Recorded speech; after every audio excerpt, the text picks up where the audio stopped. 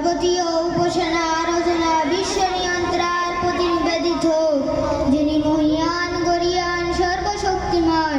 তারপরে শতকোটি দরুদ ও সালাম সেই মহামানবের প্রতি, যিনি দুনিয়াতে আবির্ভাব হয়েছেন ভ্রান্ত পথের দিশারি রূপে। সকলে বলি সাল্লাল্লাহু আলাইহি ওয়াসাল্লাম। সম্মানীয় সুধী, উত্তম চরিত্র হলো আল্লাহর পক্ষ থেকে এক মহাদান, আর অসৎ চরিত্র হলো মানুষের জন্য এক কুৎসিত দাগ, যেটা কোনো ধর্ম ও গোত্রের মানুষ পছন্দ করেন না। সুতরাং একজন কবি বলেন, ইনসান কি পেহচান আচ্ছা লিবাস নেই বলকে উসকা আখলাক और ईमान है। বিশ্বজাহানের নবী মুহাম্মদুর রাসূলুল্লাহ সাল্লাল্লাহু আলাইহি ওয়াসাল্লাম ইরশাদ করেছেন, মা শাইউন আসকালু ফি মিজানিল মুমিনি ইয়াওমাল কিয়ামাতি মিন খুলুকিন হাসানিন ফাইন্নাল্লাহ তাআলা লিওয়াসফ আহশাল বাজিয়া। অর্থাৎ কিয়ামতের দিন মুমিনের মিজানের পাল্লায় উত্তম চরিত্রের থেকে ভারী কোনো জিনিস থাকবে না, আর অবশ্যই আল্লাহ তাআলা অসৎ চরিত্রকে অপছন্দ করেন।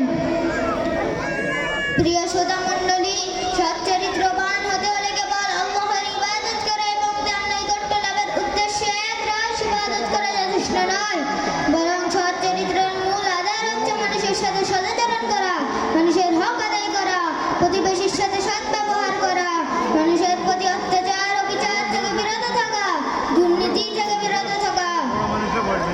রাসূল সাল্লাল্লাহু আলাইহি ওয়াসাল্লাম বলেছেন, পাঁচটি প্রশ্নের জবাব না দিয়ে আদম সন্তানকে এক পান অর্থে দেওয়া হবে না।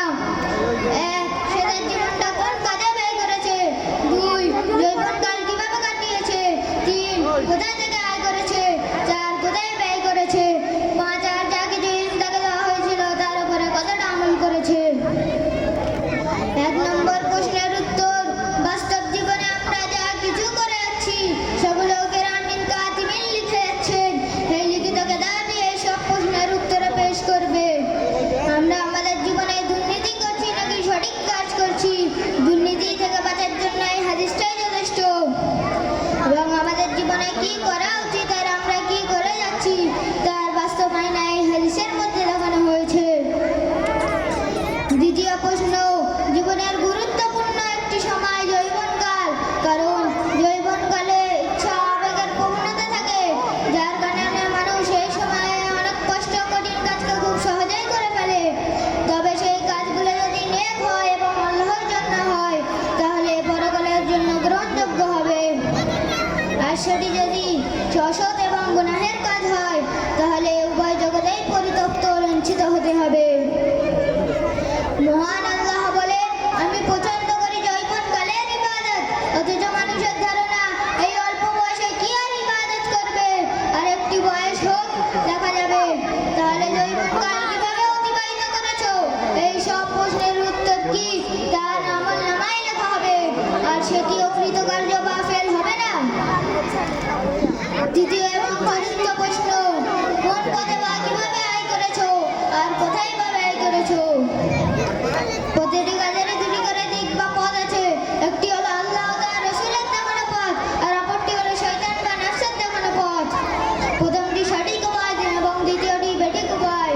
হযরত ওমর রাদিয়াল্লাহু তাআলা আনহু বলেন, যদি কেউ জানতে চায় আমি কেমন মৃত্যু পছন্দ করি তাহলে আমি প্রথমে বলবো আমি যেন যুদ্ধের মাঠে শহীদ হই।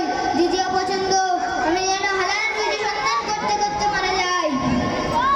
অর্থাৎ হযরত ওমর রাদিয়াল্লাহু তাআলা আনহু এর দৃষ্টিতে হারাম রুজি সন্ধান করা জিহাদ করার সমতুল্য। আর হারাম পথে রুজি মানেই তো অন্যকে ঠকানো, সুদ, ঘুষ, জুয়া, আত্মসাৎ, বেজাল, মজুদদারি, কালোবাজারি, চুরি ডাকাতি, ছিনতাই, অপহরণ আর যত ধরনের অনেক রাস্তা আছে সবই অন্যকে ঠকানো, বাজার হক নষ্ট করা, এই সব কাজগুলিকেই বলে দুর্নীতি করা।